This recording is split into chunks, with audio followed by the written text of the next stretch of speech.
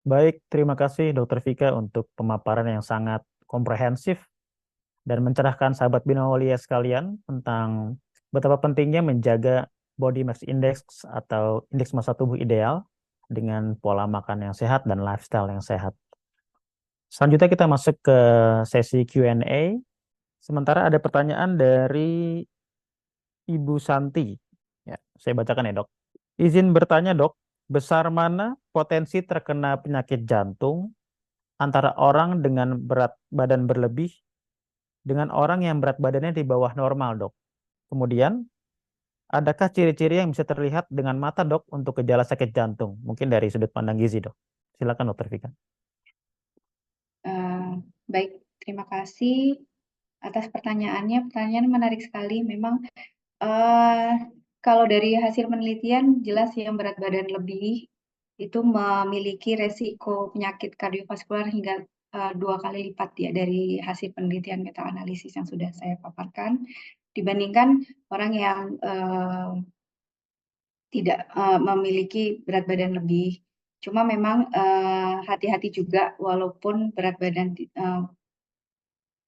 dalam batas normal, namun memiliki pola makan yang tidak baik, yaitu pola makan tinggi lemak, tinggi gula atau tinggi garam, memiliki resiko juga untuk terjadinya penyakit kardiovaskular.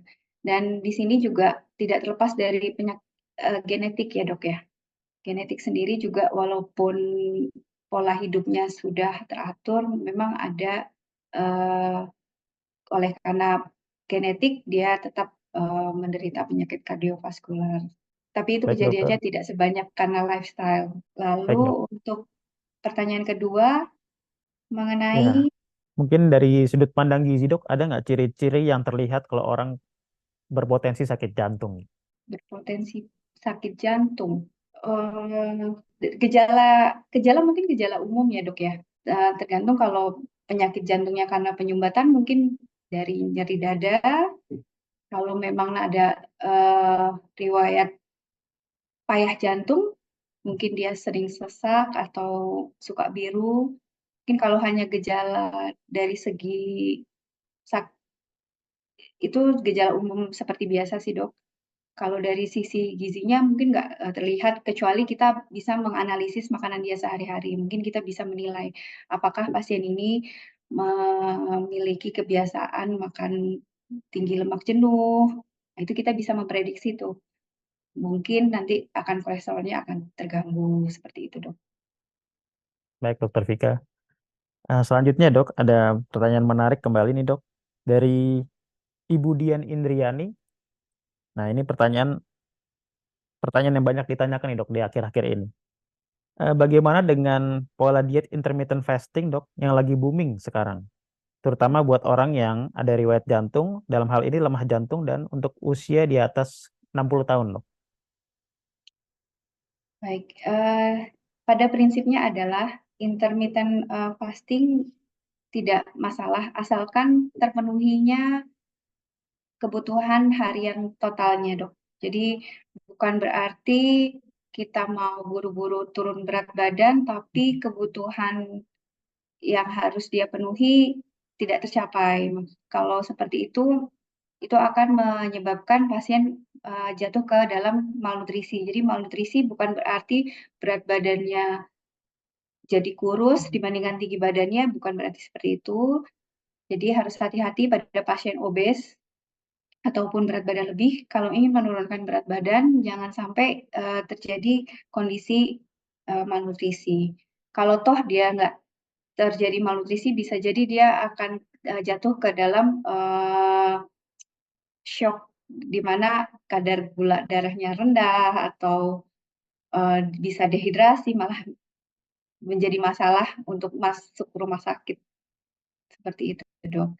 Jadi mesti hati-hati kalau ingin menurunkan berat badan, terutama pada intermittent fasting, tetap harus cukup nutrisi yang harus dipenuhi. Walaupun dengan 2 kali makan dengan jeda di 16 jam, mungkin sekitar 10 sampai 16 jam itu. Tidak masalah, asalkan cukup asupannya, Dok.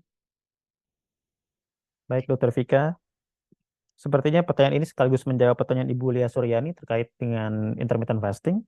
Kita lanjut ke pertanyaan selanjutnya, Dok. Dari Ibu Siti Fatimah. Selamat siang, Dokter Vika. Izin bertanya. Sebaiknya di jam berapa maksimal kita bisa mengakhiri waktu makan? Karena kadang biasanya kita masih sering makan lewat jam 6 sore. Ada nggak pengaruh spesifik kalau kita makan di atas jam 10 malam? Baik, Ibu Fatimah, benar sekali. Sebenarnya ada jangkauan sekitar 2 sampai 3 jam sebelum tidur makan terakhir kita. Dan pola tidur juga akan mempengaruhi juga tuh untuk kondisi metabolik kita, termasuk uh, kontrol lapar kenyang kita, kontrol kadar gula kita. Jadi diharapkan pola hidup juga cukup istirahat, jangan begadang, uh, lalu makan terakhir kalau bisa di 2 sampai 3 jam sebelum tidur. Seperti itu. Baik, Dokter Vika. Seru sekali, Dok, ya, perbincangan di sesi Q&A kali ini. Sayang sekali, tapi keterbatasan waktu, Dok. Kita harus mengakhiri sesi tanya jawab kali ini. Mungkin bagi sahabat Binawolo yang masih punya pertanyaan, bisa berkonsultasi secara langsung dengan Dokter Vika di Rumah Sakit Jantung Bina Waluya. Beliau praktek di hari Selasa dan Kamis pukul 10.30 sampai 12.30. Saya juga menginformasikan di Rumah Sakit Bina Waluya ini kita punya layanan IGD 24 jam dengan fasilitas yang mumpuni untuk case-case jantung, serta di rawat jalan kita ada fasilitas CT koroner, treadmill, dan ekokardiografi untuk menunjang screening penyakit jantung, baik sahabat Bina Waluya atau rekan-rekan sahabat yang mau periksa, boleh ke Rumah Sakit Jantung Bina Waluya.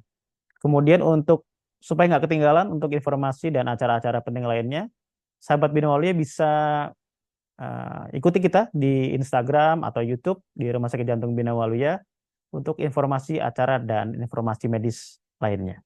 Baik, Dokter Vika, terima kasih banyak untuk waktunya hari ini. Seru sekali. Ya, terima kasih banyak Dr. Albertus atas kesempatannya. Terima kasih, Dok. Semoga bisa berjumpa di Health Talk berikutnya, Dok.